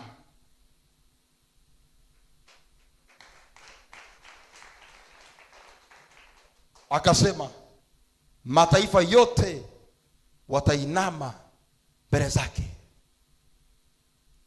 Mataifa yote watangoja hukumu yake, mwanakondoo wa Mungu. Kunaimba mnaimbaga hapa, mataifa yote yatakusanyika mbele zake Bwana. Naona hiyo kitu yote mataifa. Naona akaokoa watu wa lugha, jamaa, taifa na kabila. Utakwepa hapo wewe? Utakwepa? Lugha unaongea Kiswahili humo ndani. Fanya mchezo nini? Jamaa yako ule ukoo zenu zile kwenye ukoo wewe humo, kwenye ukoo wote humo. Unakwepa wapi? Taifa utakwepa wapi wewe Mtanzania? Utakwepa wapi? Utakwepa wapi? Kabila kuna Wahehe wako humo ndani, kuna Wakinga wako humo ndani, kuna Wanani wako, Wajaruo wako ndani humo. Makabila kibao yamejaa humo ndani. Utakosa Mjaruo pale? Kabila yako Mjaruo utaitika pale. Kwa kila mtu akwepi. Kabila, lugha, jamaa, taifa wote pale ndani. Mimi nilikuwa Muhindi, utakuwa pale. Watu wa Mungu, ni Yesu atagawa chuya na mchele, mbuzi na kondoo. Ni Yesu anagawa. Hili ameliongea Yesu akiwa physically na wanafunzi wake, hajafa bado. Aliwaambia, na wale wengine nitawapeleka kona kushoto. Wao ni kama mbuzi kwa ajili ya hukumu milele ya moto wa jehanamu ambao wameandaliwa Ibilisi na malaika zake. Anawaambia wanafunzi wake akiwa physically body. Hivi anawaeleza macho kwa macho. Baada ya kufuka akawaambia tena. Hakuacha. Akamtokea Yohana, huyu tumesoma hapa saizi. Akamwambia tena Yohana kwa maono live, ili kuonesha hajakosea. Aliwaambia wakiwa naye pale, wamekaa naye siku zote kama mtu wa kawaida. Akawaambia baada kufufuka, akawaambia katoka pale, kamtokea tena siku zile za yani wakati yuko matesoni kule Patmo. Akamwambia tena, zamu hii huyu Yohana hakumjua Yesu. Kumbuka alikuwa anakaa na yeye. Tena alikuwa anagemea kifuani hivi. Alikuwa anadeka kwa Yesu kweli jamaa. Kifuani anagemea kifuani kwa Yesu. Kwa hata maswali magumu yale, ukina Petro wanamnyoshia kidole jamaa, muulize bwana mkubwa, muulize. Bwana mtoje, muulize. Yaani huyu Yohana kwa mtoto wa mwisho vile, yanaambia wewe ndio mtoto wa mwisho nyumbani kwetu kule, watu mlazao watu 3, 4, 5 kuendelea mbele kule. Si unajuaga kale kadogo ndio mnakasakizia kwenye mambo yote. Yaani kuna mambo ndio mnayataka nyinyi. Na kenyewe sasa akajui chochote bado. Kwa sababu nyinyi mpate, mnakatuma kenyewe, mnakaambia kamwambia baba hivi, nataka TV, tuwashe TV. Si unaelewa? Mwambie baba tunataka maparachichi. Useme sisi, sema wewe unataka. Kanaenda kwa baba au kwa mama yake. Mama, sasa ukitaka kujua sio yeye aliyehitaji. Utaona uongeaje na uongea. Utajua sio yeye aliyehitaji. Huyu katumwa. Sasa watoto sasa hivi hawajui kama ujanja huu tumeshaufanya, tunaufahamu. Wenyewe hawajui. Sisi tunaufahamu. Wakiona tumechuna hivi wanafikiri umetuweza. Mimi tunafahamu. Tunafahamu kama hiki sio cha huyu, cha tunafahamu. Ila wao wanaona watu wametudanganya. Mimi tunawachora tu. Mtoto wa mwisho ndio sasa anakuja pale. Baba, nataka nani? Nataka parachichi. Ujue ametumwa. Sababu angetaka yeye moja kwa moja angenyoosha moja kwa moja bila makona kona. Hapa nakumbuka maagizo aliyoagizwa na wenzake kwamba aseme anataka. Sasa ili asikosee anaanza kuwaza niambiwa niseme nataka. Kwa hiyo asikosee inabidi aanze nataka. Asijakosea kwamba nimetumwa. Kwa hiyo inabidi aanzie kwenye nataka, alafu ndio amalizie alichosema. Sasa ndio anazungumza. Unajua hii katumwa, hii sio ya kwake. Utajuaje baadaye tena? Ukishampa wakanunue, utaona akiondoka na wale wengine. Msururu unaondoka hivyo. Ujue kumbe ilikuwa ni ya wale sio ya huyu. Yohana wakamfanya wakina Petro kwa staili hiyo. Yesu akipiga swali moja gumu sana, wanamnyosha kidole. Muulize ni nani? Wala si yuko naye hapa na amemlalia kifuani hivi. Sasa angalia, kamzoea kanae kifuani miaka yote. Lakini siku anamtokea pale Patmo hakumjua ni yeye. Anasema nikaona mtu mfano mwanadamu, lakini uso wake unang'aa kama jua. Kinywa chake ni kama upanga ukata kuwili. Macho yake ni kama miali ya moto. Miguu yake ni kama shaba iliyosuguliwa sana. Angalia, anayemwona hapa hamjui ni nani. Ndio maana anatoa maelezo haya. Lakini mwisho anaambia mimi Yesu. Unaona?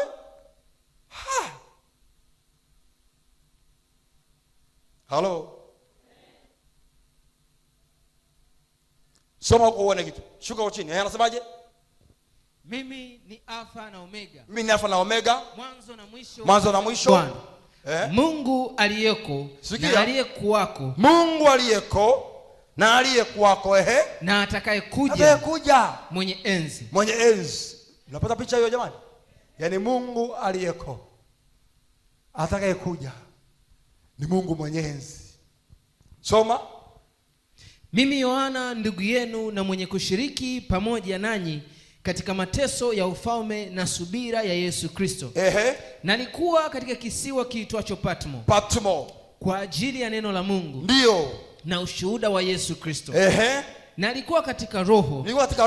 Siku ya Bwana. Nikasikia sauti kuu nyuma yangu.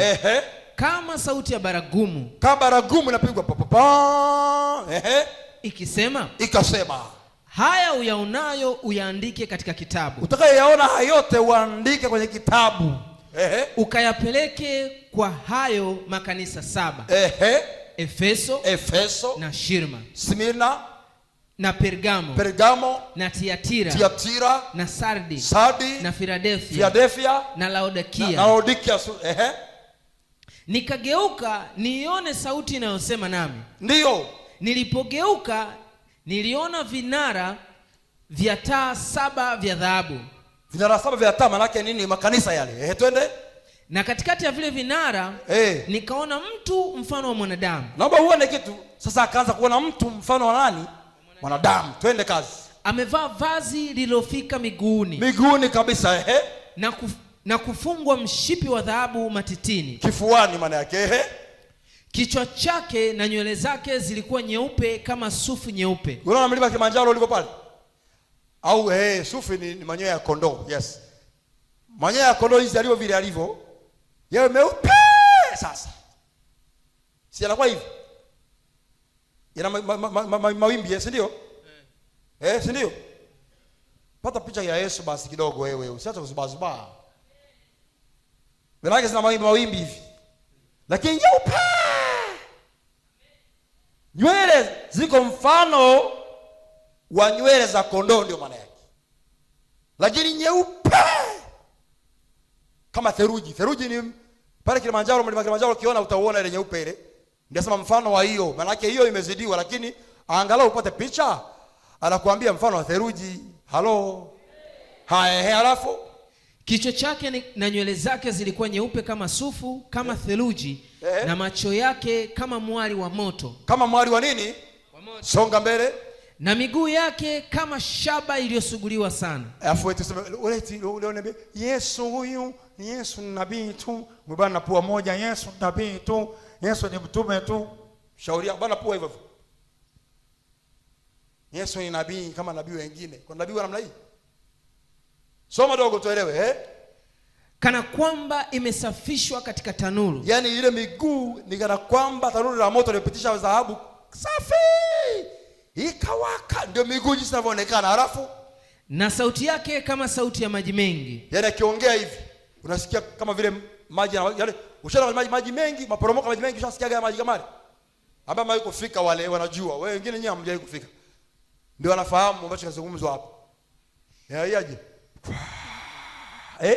yaja yaani kasikiza yale maji, ndio sasa utafute picha ya hii sauti na ilivyokuwa naongea. Anasema alafu naye alikuwa na nyota 7 katika mkono wake wa kuume. Ana nyota ngapi?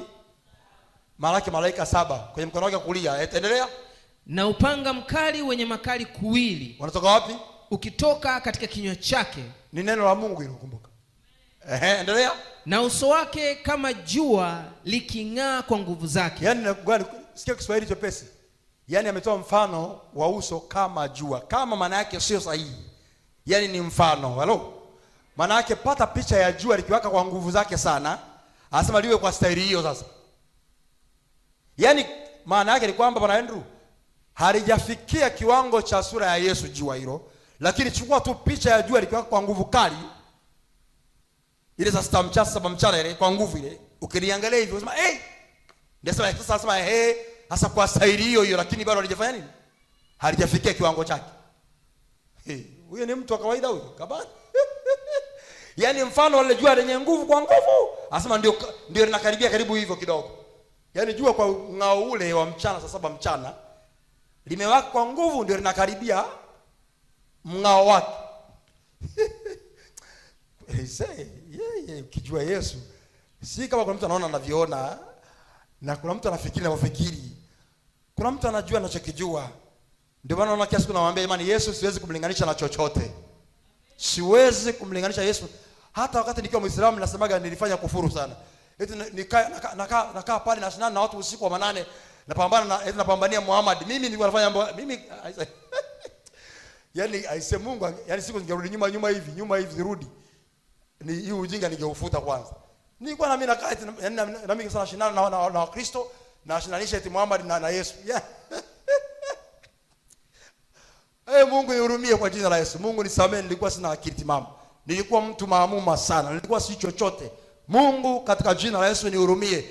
Natubu haya mbele za umati wangu unanisikia hapa na mbele zako Mungu li hai. Nilifanya makosa makubwa sana. Sitarudia tena maishani mwangu kwa jina la Yesu ali hai. Amen. Yaani kila nikikumbuka ile swala inabidi nirudie kutubu, maana nilikuwa nafanya makosa makubwa sana. Yaani makosa makubwa nilifanya. Kamanda, nikiwaza nasema tu Mungu wa mbinguni. Hii huruma kweli, Mungu ana huruma. Mungu ana huruma jamani. Hatuhurumia sana hizi. Ukienda jamani Yerusalemu kule, kaburi la Yesu liko wazi. Yesu hayuko kaburini. Mpaka leo kaburi ambalo wanafanya utalii mkubwa ni kaburi la Yesu. Wanaingia na kutoka. Tena Waislamu nao wanaenda kuangalia na wenyewe. Wanda kuangalia hapa rafiki yangu. Hija za Waislamu wanafanya Maka, Madina. Wakitoka hapo wanaenda wapi? Yerusalemu. Nao wanaona sana, wanaangalia hivi, wanaona waenda kwenye kanisa ile pale mlima Mzeituni pale juu pale ambapo unyayo wa Yesu umejengewa, kanisa kubwa wamejenga, afu wamefunikia pale unyayo pale alipopaa. Kwa mara ya mwisho alikanyaga akapaa. Nao wanaenda pale wanaona dunia ina mambo hii, dunia hii kamanda. Wanafahamu Bwana Yeshua alipaa kwenda mbinguni. Dunia tutahukumia vibaya sisi hii dunia hii. Tunayoongea haya na ambacho hatukiamini. Hizi akili hizi ambazo ng'ombe wametushinda ng'ombe. Hizi akili ambazo hawa mbwa wameshinda wanadamu. Hizi akili ambazo wanyama wamewashinda wanadamu hizi. Ole wetu sisi wanadamu. Nasema ole wa nchi na dunia. Ole wa sisi tunamkataa Yesu. Nuhu alihubiria, wanyama walielewa. Wanadamu walikataa kama. Mwanadamu alikataa. Nyie ndege wa angani, njoni, wawili. 7 wale ambao ni mume na mke, njoni 7 mlio safi. Wanakuja 7. Nyie mbuzi, wawili pale njooni. Na walio safi saba njooni. Aliwaambia watu jamani, njooni kuna gharika itakuja. Wewe kwenda umezeeka wewe. Mungu jamani ataachia mvua, mambo ni mabaya, atagarikisha jamani, dhambi imekuwa nyingi. Wapi bwana? Mungu atumbe sisi wenyewe afahamu atue sisi. Huyo sio kweli, sio Mungu. Nyi waongo bwana. Mungu anawaje watu waliowaumba bwana? Huo ni uongo bwana. Mungu hawezi kumuumba mtu afamuue. Hivi nyinyi mfikiri hamna akili Nuhu akaambia wewe una akili, unazeeka wewe mzee. Siku ya kwanza umesema Yesu Mungu alikwambia kwamba utataua watu. Ukajenga safina. Unaona unajenga hapa, unapiga na nyundo, unapiga vitu. Yaani wewe uko unazeeka. Miaka 100 tunakuwa unagonga safina. Miaka 100 mbona Mungu wako bado hajaachia mvua yenyewe? Kamanda, miaka 120 net. Gharika kashuka. Ndio hiyo walisikia watu, Yesu anarudi Yesu. Yesu anakuja. Watu tumeshasikia sana. Huu ni uongo. Bwana, bwana, yani hii sio kweli. Yani hawajinga hawa. Walokole hawa hawana akili. Hawana kazi ya kufanya hawa. Wanajua hawa. Sawa hawa wanataka maisha yetu tu. Wanataka lakini kuna siku mdomo huo rafiki yangu. Kila neno alisemalo mwanadamu haliwezi kupita. Utatoa hesabu siku ya mwisho. Kila usemacho siku ya mwisho utatoa hesabu. Ngoja nikuambie ndugu yangu, tubu sasa hivi. Kuna mhubiri ulimtukana, ulikuwa hujaokoka, hata kuokoka siku za nyuma inaweza ulikuwa hujaokoka rafiki yangu. Uliwaona ukasema mtapeli hawa, wajinga na njaa tu hawa, hawana kazi ya kufanya hawa. Ulizungumza maneno mengi ya kashifa, unajua wewe unayajua. Mimi siwezi kuyajua, unayajua wewe. Mtu wa Mungu, hata kama leo uko hapa umekaa, wewe akumbuke Mungu, nisamee nilimtukana na yule mwinjilisti sehemu fulani. Baba nisamee, nihurumie. Na si ukikutana naye barabarani ukamkumbuka, mfuate mwambie pastor samahani. Bwana sifiwe, amina. Mimi sasa nimeokoka, mtumishi wa Mungu, nimeokoka mimi sasa na Yesu. Lakini siku moja pale kwetu kuna hubiri injili pale kwetu, bwana ulikuwa unazungumza injili ya Yesu kuokoa watu. Mimi nilikutukana mtumishi, hukujua tu. Nilikuwa nakukashifu. Nilikashifu sana kuhusu injili. Naomba wewe nisamee pia, hata kama ukusikia kile nisamee tu. Na akwambie mwanangu nimekusamee. Mtu wa Mungu, injili haikopeshi. Unapoipinga ni kama unapiga mwiba teke. Soma, maliza kusoma. Nami nilipomwona nilianguka miguuni pake kama mtu aliyekufa. Unaona? Anasema nilizimia tu chini ya miguu yake.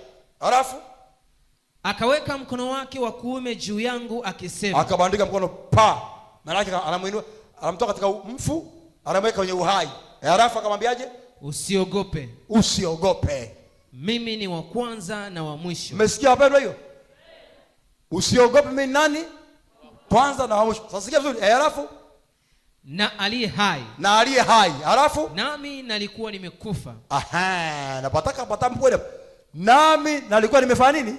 Nimekufa. Soma halafu. Natazama ni hai hata milele na milele. Ni nani huyu alikufa na kufufuka? Yesu Kristo.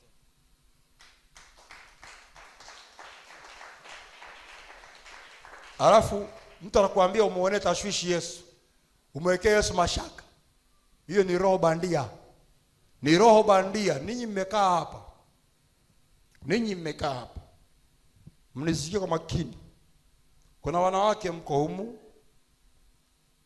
lakini waume zenu hawajaokoka. Si mnajua hicho kitu? Mmezaa nao. Ni kweli ulioana naye wote mkiwa hamjaokoka. Ukapata neema ukaokoka wewe, yeye bado yuko kule. Nisikilize kwa makini. Matendo yako wewe mwanamke yaweza kumwokoa mume wako, na matendo yako yanaweza kumfanya asiokoke. Ngoja niongee kwa sauti ya upole na unyenyekevu kidogo, ili uelewe nataka kusema. Matendo yako yanaweza kumfanya mumeo akaingia zizini mwa Yesu, na matendo yako hayo yanaweza kumfanya mume wako asikubali Yesu kabisa. Sasa nikutonye siri iliyoko hapo. waweza kuvuna thawabu nyingi kwa ajili ya kumwokoa mume wako, na waweza ingia laana kwa ajili ya kumfanya mume wako asiokoke. Naona hasara iliyopo hapo. Umegundua hasara iliyoko hapo nani? Maana yake nini? Unahitajika sana wewe mwanamke uliyookoka sana kuyavaa matendo ya Yesu, kuvaa tabia za Yesu. Mumeo aone hakika Yesu yupo, hakika mke wangu ameokoka, hakika ajivunie. Ukiambia twende kanisani, ni kama umeshikilia tu mbuzi unampeleka machungani, anaenda. Kuna wengine ninyi kwa bila kujua au kwa kujua, waume zenu wamekataa kuokoka, sababu anakuona wewe ulivyo, unavyomtukana matusi, unavyomfanyia mambo ya ovyo, afu unasema umeokoka kwenda kanisani, au na kama wokovu ndio huu, basi tu wacha tuishi hivi. Anaona tupote mbali. Sasa sikuhukumu mwanamke uliokaa hapa, inawezekana uko vizuri na mume wako ni kiburi chake mwenyewe kuokoka, yamkini uko sawa sawa, lakini chunguza mwenendo wako. Chunguza. Sio bure mume wako akae mwaka wa kwanza, wa pili, wa tatu, wa nne, wa tano, hataki wokovu kabisa, hataki kusikia habari hizo. Hivi vitu kuna kitu anaona. Inawezekana, lakini si kwa sababu makosa bado. Inawezekana yeye ni mwana wa jehanamu asiokoke, inawezekana, sababu wapo wanefili mpaka leo hii ambao wao mbinguni hawataingia. Tunaishi nao, tunatembea nao, tuko nao duniani hapa, hawataingia. Yesu akasema ya kwamba na wajua walio wa kwangu, anajua wanaookolewa. Kwa kuna watu ambao wao hawapo kwenye ufalme, yamkini na huyo mmeo yuko huko, basi kama ndio hivyo hewala. Lakini vinginevyo kinyume na hayo, kama ni kwa ajili ya tabia yako mbaya, imekula kwako mama yangu, rafiki yangu. Kama ni kwa ajili ya wewe umekuwa kufuri la kufanya mmeo asiingie zizini, na kuonea huruma ndugu yangu, huruma. Maana huyu anayesema ni karibu anakuja, ni karibu anakuja kulipa ujira kila mtu sawasawa na matendo yake. Amekaribia kurudi, amekaribia kurudi. Yaani hii unataka hautaki, unakubali ama haukubali, yaani Yesu anakuja. Vyovyote ilivyo, dunia inakataa, inapinga, inasema ndio, inasema hapana, inasema siji ikoje, huu ni uongo, wametengeneza, wametunga, unajua unajua ikawa na kuambia viruka kichura chura, inuka juu, sarakasi tu, anguka, vua nguo, vaa. Vyovyote ilivyo, Yesu anakuja. Yesu anakuja. Narudia mara tatu na maana yangu, Yesu anakuja. Narudia mara nyingi kwa sababu gani? Najua ninachokisema. Yesu anakuja.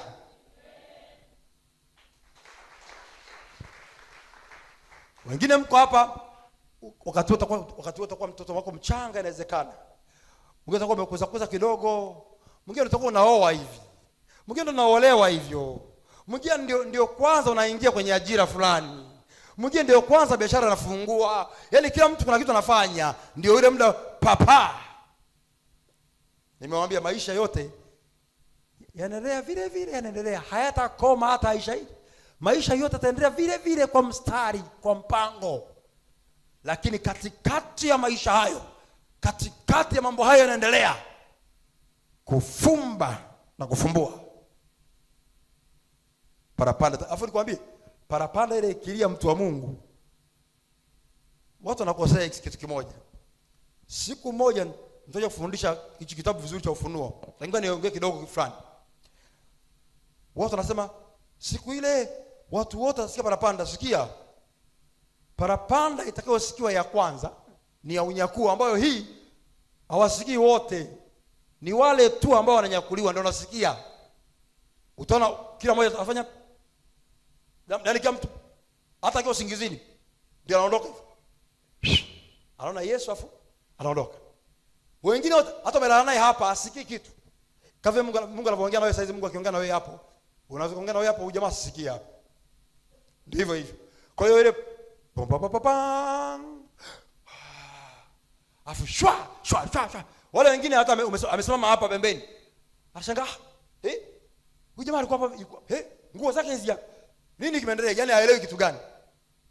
Lakini ile siku ya hukumu, naomba muelewe, baada ya unyakuo umepita, dhiki imepita, Yesu akaja na watu wake walionyakua kutawala dunia miaka 1000, millennium hiyo. Ikaisha, ndio miaka mitatu ikaja ya majaribu ya shetani mwishoni kwa wale ambao mbaki dunia hii. Halafu hukumu ndio ikaja. Sasa ile ya mwisho parapanda yake ndio watu wote mpaka wafu waliokufa utasikia kilia, wote itawainua. Hiyo ndio pande zote kuu 4 za dunia. Kila nchi kutikiswa, yani ardhi ka makaburi yale parangana mili ya watu wengi inaingia, zile roho zinarudishwa kwenye mili, yani ni kitendo cha ajabu. Huku mwili roho inakuja inaingia chwa, nimerudi wapi? Kwenye hukumu. Lakini ya unyakuo ile mpapapa ni wewe uliokolewa ambao umemkiri Yesu, na yule mtu ambaye alikuwa katika haki peke yake, ambaye alikufa jana juzi, hao peke yao ndio watakaoondoka, na makaburi yao hutayaona mfufuka. Katika roho wanaenda na nyewe hewani kwa Yesu chwa. Kama ambavyo utaona, hautaona mwili ya mtu, mwili wa mtu ambaye amenyokuliwa hapo. Mwili wake utauona, ila vazi utaliona. Kama ni kanzu utaona iko pale chini, kama ni shati suruali ile pale chini, lakini mwili hautauona. Ndivyo wale kutangulia kufa kwenye utakatifu wa Bwana watavoenda na wao hivyo hivyo. Utaona kaburi imetoka, kaburi imefuka utaona. Hiyo ni siku ya hukumu ya mwisho. Ndio nimesema niweke kidogo wazi kitu watu waelewe kidogo kwa staili hiyo. Sema Yesu Masia. Sema tena Yesu Masia. Wewe ndiwe Kristo, Mwana wa Mungu aliye hai. Yesu Kristo, ninaomba Bwana unisikie mimi siku ya leo, unitakase, unirehemu, unisamehe. Baba, ninapenda kuwa na wewe, ninapenda kuishi na wewe siku zote maishani mwangu. Yesu Kristo, nimesikia habari zako ya kwamba uko jirani, uko malangoni kurejea, nami niko hapa, ninakungoja Yesu, na kuhitaji Yesu. Yesu Mwana wa Mungu, inawezekana mimi ni mkorofi, inawezekana mimi nina matukano mengi, inawezekana maisha yangu ni mabaya sana, hayana ramani nzuri, hayasomeki kabisa katika utakatifu, hayafanyi watu wengine waokolewe. Yamkini nimekuwa kufuri ya wengine, yamkini nimezuia watu wengi kuokoka. Wakiniangalia mimi wanafanya makosa, wanakufuru kwa ajili yangu. Yesu nisamehe kwa kweli, Yesu nihurumie kwa kweli. Mimi bado ni mwanadamu, ingawa umeniokoa kwa damu yako. Yesu, naomba unitakase, naomba nihurumie, nifanye mtu mzuri. Naomba kuanzia leo niweze kuadapt maisha yako na roho yako, tabia zako, mwenendo wako, mambo yako yote. Yesu, niko hapa. Tumishi Dafa, nani ni wewe? Oscar, nishikie pale, shika pale gitaa lako. Shika gitaa, Shuka drums hapo mara moja.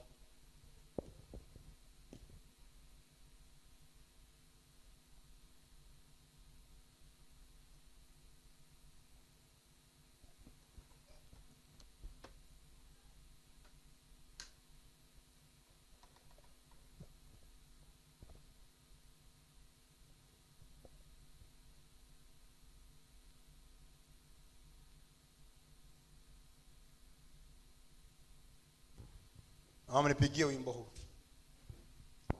Nataka kufanana na Yesu maisha yangu. Nataka kufanana. Naomba kule muimbe maisha yangu. mikono ikiwa juu. Na umaanisha kutoka ndani ya moyo.